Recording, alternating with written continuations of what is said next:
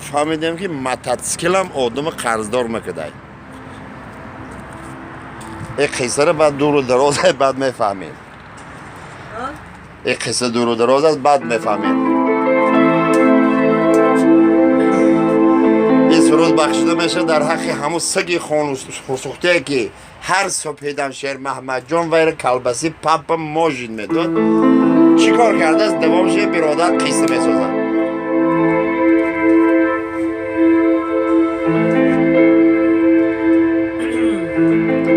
سگه را خونی دل دادم که با من آشنا گردد.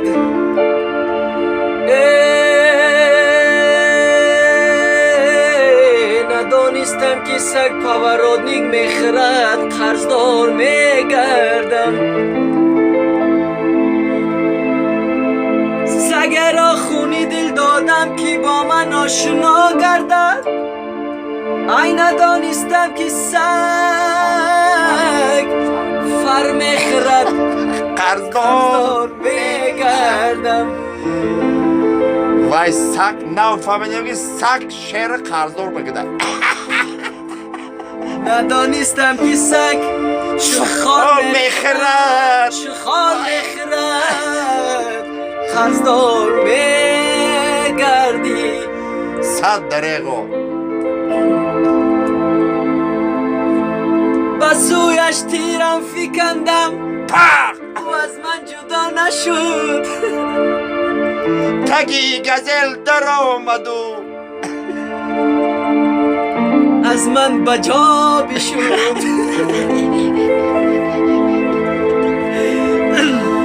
بسویش تیره فکندم او از من جدا نشد.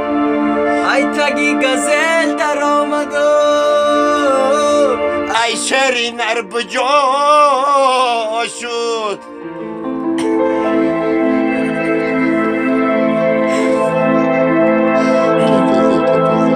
سحرگاهان چو دیدم در برش رمی رویش را.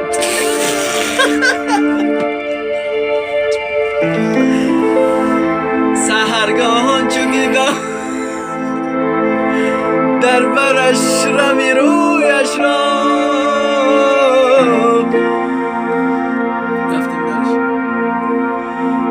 که خون چک چک می چکد و آواره می گردد.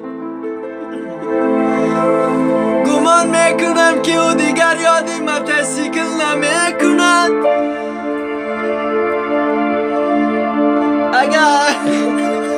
اگر کند ای کند ای عالمی ما را پدرود میگوید. دافی دیگر با کمان خواهم تیرش کنم. ناگهان از پشت سر رسید تیری عجب. برای سگ آدم ها باید اختراع کنند. آنی وی رگان وی رو باید دار دمکشنه. خیلی ما مخلوق خدای برای باید خودی